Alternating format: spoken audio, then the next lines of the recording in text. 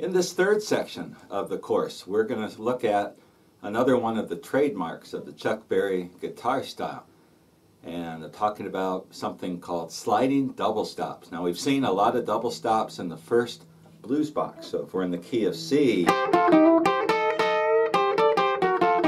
we've seen all kinds of different ways that Chuck Berry played double stops and licks based on double stops in or around the first blues box. Now we're going to take a look at how he would slide these double stops up and down the neck. And we're going to start out in the key of C.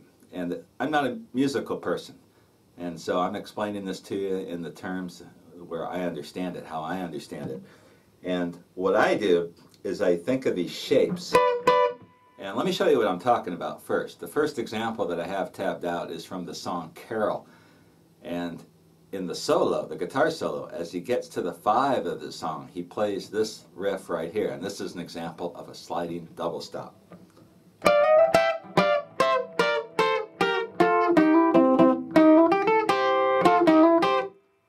So this little riff here, Chuck Berry did this in quite a few of his songs, and sometimes he did it as part of solos. The song Sweet Little 16, he did it as the introduction to the song, and he did it in a lot of different ways. And we're going to start out looking at what I call the sliding double stops on the first and second strings. Now, when you're playing the double stop over the 1 or over the 5, there's a certain way that Chuck played it. And there's a pattern. If you memorize the pattern or can see the pattern on the guitar neck, I think you'll be able to use these quite a bit. So let's start out where I started out. Right there, which is with my first finger on the 15th fret of the first string and my ring finger on the 17th fret of the second string. That is a C. So the song is in the key of C.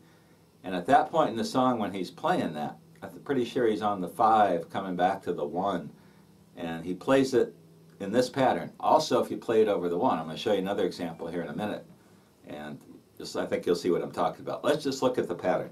So we got this double stop where you've got the 2 fingers separated by an open fret, and you're going to move that 1, 2. So we're going to go. So every 2 moves, you're going to keep the same shape. So the 2-fingered shape with the gap in between, with the fret in between.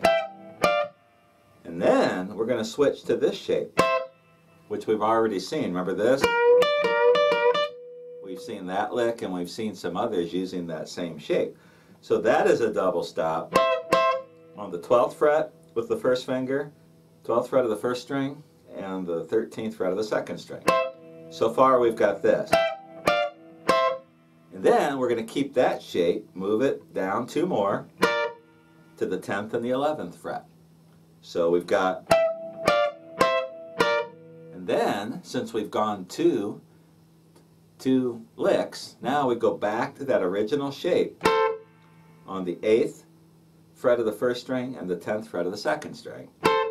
And then keep that again, 1, 2, to the 6th and the 8th. So in Carol, he does. Then he comes back to his first blues box and goes to the 10th fret of the first and second and third strings. 10th fret, second and third strings. You could also play that here. Remember, we're doing our pattern. Then we can switch back to that, but we're not gonna go there. Instead, we're gonna go back to the first blues box, because that takes us into the lick, which he often uses to wrap up these runs, and he does in Carol. So let's look at that again. Got this shape, got 2 shapes. So there's the first shape. There's 2 with the second shape, 2 more with the first shape again. And then we're going to come back to the double stop there on the 10th fret, second and third strings. Now in Carol, if you listen carefully, he actually slides into this from 1 shape below. So he's going to slide to the 15th and 17th frets from the 13th and 15th. So it's like this.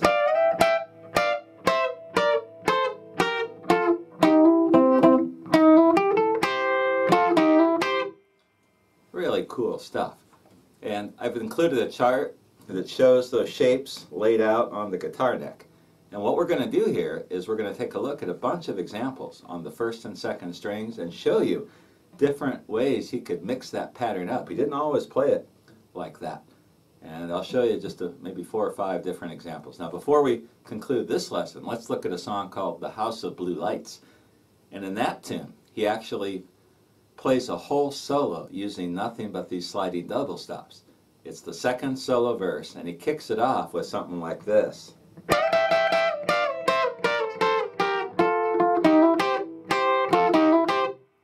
And he plays this a little differently.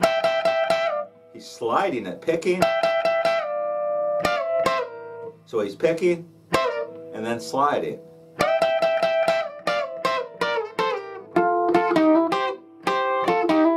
Got that same lick in there. So it's the same pattern, just picked a little differently. But look at that pattern again. In any key you're playing in, where do you start the pattern? Usually you start it over the second position bar chord.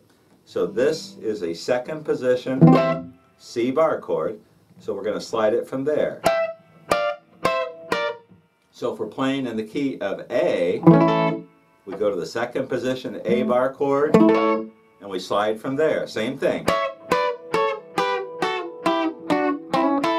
Just like that.